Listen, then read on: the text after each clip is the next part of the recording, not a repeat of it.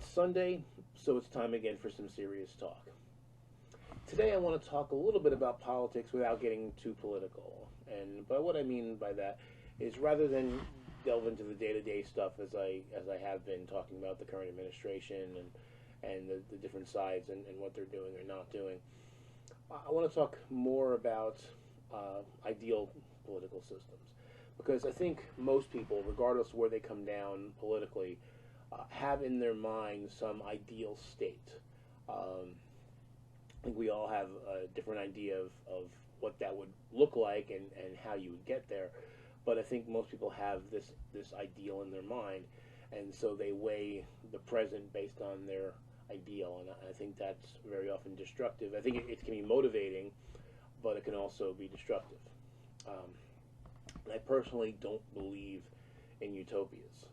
I think human nature being what it is, I don't think any utopic system could really survive, and none of them really stand up to scrutiny. I think the main reason is that two of the things that drive humanity, have driven humanity throughout history, are greed and fear. And in my opinion, those are the two most destructive emotions that humans possess. It causes us to make a lot of really bad decisions. And I think those two alone would tear apart and prevent any utopic system from flourishing. And I think that's the reason why communism has never worked in any kind of scale beyond perhaps a collective farm. Because if you look at the Soviet Union, you look at China,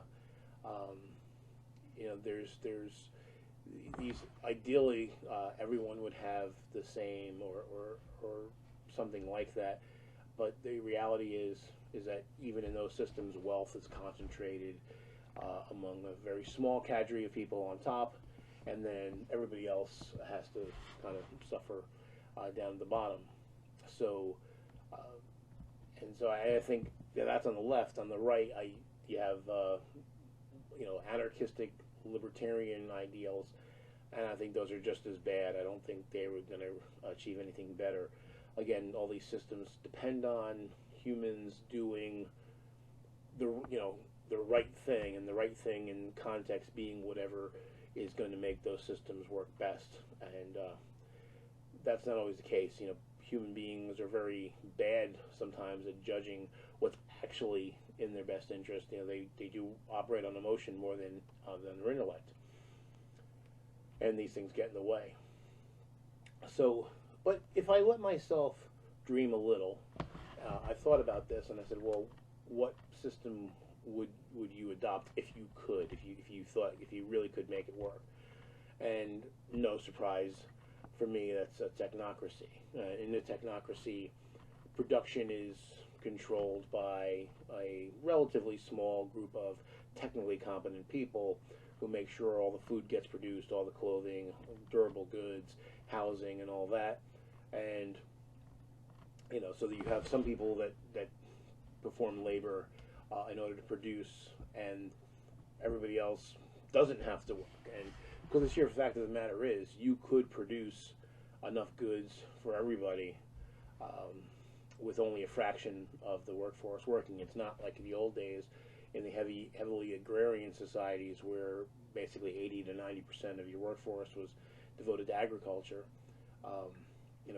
Got that from, talked about automation a few weeks back, and I do want to address his video because since automation is something that's my business, I actually have an engineering firm where we do automation and control systems. I do want to address his video at length because it's something I know quite a lot about.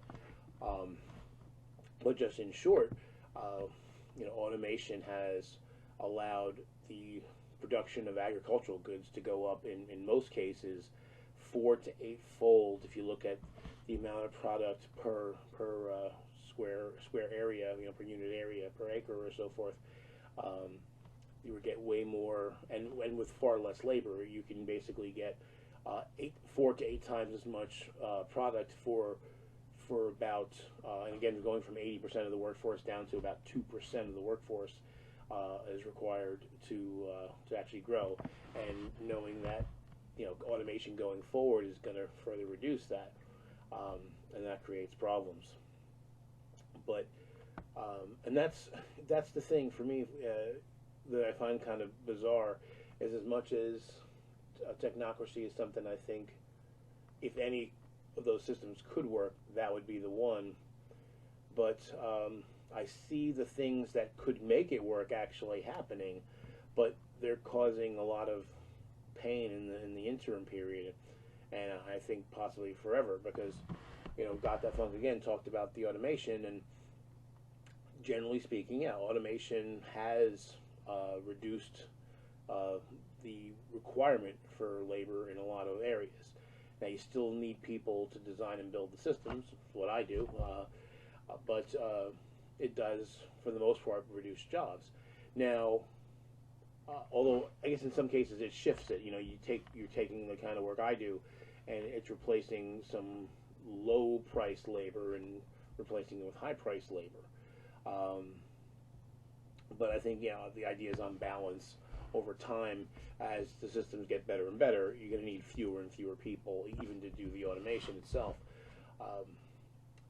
And on the other side of the coin, there is things like 3D printing, where now people anywhere in the world can design something on their desktop and produce it, and they can distribute those designs around the planet in real time, which has opened up, and I'm sure we've all seen on Facebook and other social media videos on people who couldn't afford prosthetics or various life-saving or life-improving gadgets, were able to get a design and print it out and get something that they could never have afforded ever in their lifetime.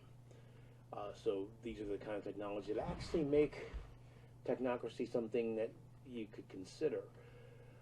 But both cases, while they both offer a lot of boons, there's obviously the downside. Automation, it does reduce jobs, and as much as this high level of automation would be useful in freeing people up, so you could have a society where there's just a small number of people that actually engaging in any kind of labor, or each person could be engaged in labor to a small degree. It would take a very little small part of our time, and everyone could have. But in the interim period, it creates a lot of pain, because we do need money, and we do need to buy and purchase our goods, and so people get displaced. And on the flip side, again, we're talking about the 3D printing.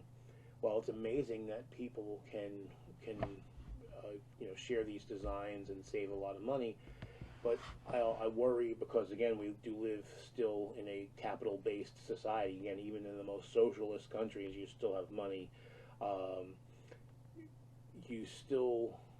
It makes me wonder then, in the interim period, how do you avoid having these kind of things really kind of destroy the incentive to build new things? Because it's very easy for someone to take an existing design, replicate it, and do a 3D print it, and bilk the original designers out of all the money. In a technocracy, that's not an issue, because you're not dealing with a monetary system. But as long as you're living in a monetary system, if you have this ability for people to clone and replicate designs and distribute them freely, what does that do?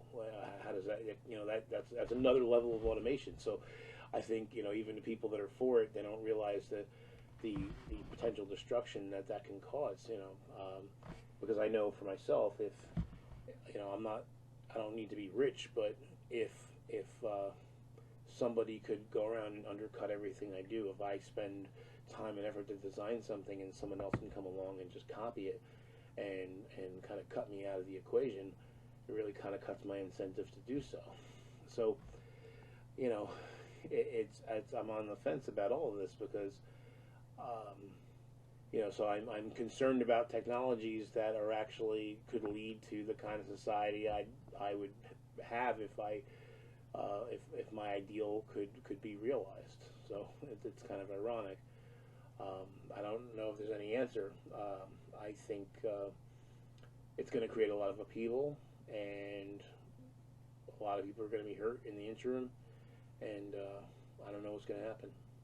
We'll see. I don't know if I'll live to see the result, but it would be nice to think that we could overcome that greed and fear. Maybe if we reach a point where energy and food and goods and stuff are really not an issue, and everybody can have, that we can get past that greed and fear, and but I have my doubts. Anyway, let me know what you think in the comments. What is your ideal society? Even if you think it's not practical. Okay, we're talking ideals here, so you can be pie in the sky if you want. And I would appreciate, though, if you recognized obstacles to those systems that you love. Let me know in the comments, and explain why you still have that ideal, even though you recognize there's a problem. Or if you really think your ideal is practical and could work, say that too. Okay. So see you next time. Take care.